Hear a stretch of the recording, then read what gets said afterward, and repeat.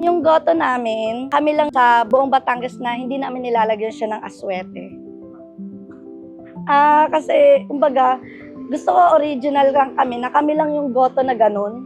Same time, yung texture niya medyo may pagkamalapot. Tapos, yung lasa talaga, malalasahan mo na baka hindi basta ginawang sabaw lang na nilagyan ng ano. Yung broth niya talaga is galing sa baka na pinakuluan.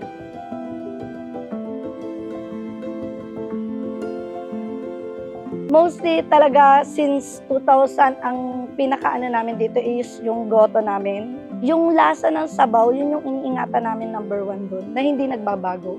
Since kahit saan man magpunta yung customer namin, yung lasa ng sabaw din, nahahanap-hanapin nila na hindi nila makikita sa ibang store. Kumbaga yun yung #1 na prioritize namin.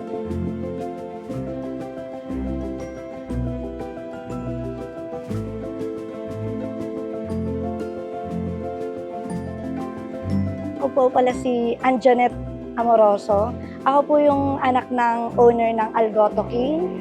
Nag-start kami since 2000 siya. Nag-start kami sa maliit na kubo lang. Tapos sa labas ng bahay namin, siguro mga 10 dish lang kami sa maliliit na parang karinderya talaga ang style namin. And then yung pinaka-bubong namin is may pahat lang. Sasakyan namin, motor lang. Tinatalian lang ng father ko sa likod ng basket. Pag pupunta kami, bibili kami ng baka sa Taal.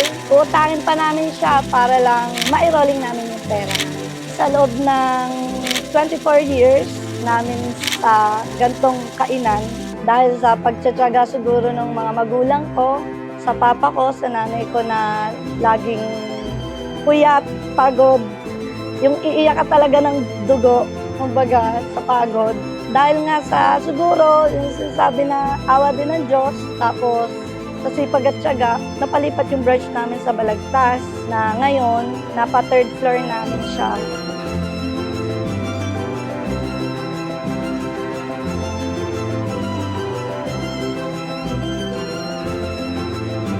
Maraming natulong sa pamilya namin tong negosyong to, kaya inaalagaan namin. #1 is nakapagtapos kami ng pag-aaral ng kapatid ko, nang dahil lang dito sa, sabihin na natin, sinasabi nila na maggogoto, magbabaka. Etong gotong to, dito kami nakatapos, yung kuya ko nakatapos ng IT. Ako naman nakatapos ng business management. Buong yakap ko siya talagang kinuha kasi ito yung nakapagpataguyod. Dati, motor lang eh. Ngayon, may 4 na kami sasakyan, may sarili na kaming bahay, may sarili kaming lupa. Nabili namin, na-achieve namin yung mga gusto namin i-achieve.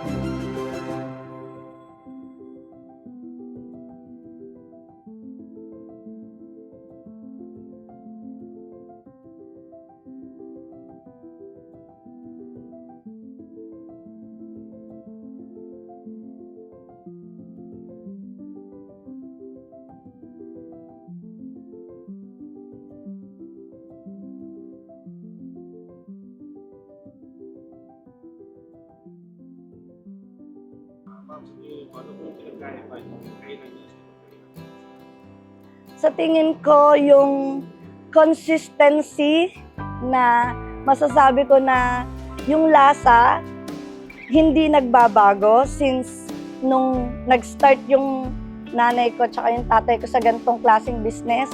At saka yung tiyaga na kami mismo yung humahawak at nag-handle na kailangan araw-araw hindi ka magsasawa na tikman yung sabaw. Tsaka yung lasa talaga, dapat talaga consistent siya.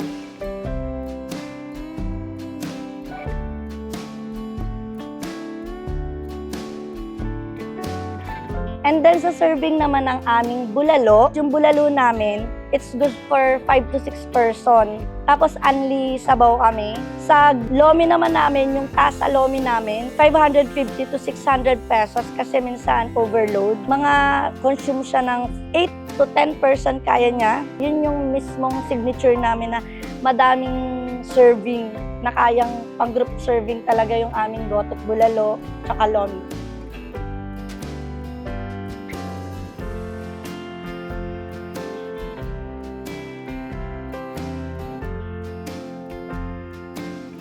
Sa lahat po, maraming salamat po dun sa mga customer namin na laging tinatangkilik kami sa Balagtas branch kahit mahirap yung daan. Dito sa San Pascual, huwag po kami magsasawa na patuloy sa aming tumangkilik. Then, ang branch po namin ay sa Balagtas, malapit po sa Star Tollway. And ito pong second branch namin sa San Mateo, San Pascual po. Maraming salamat po.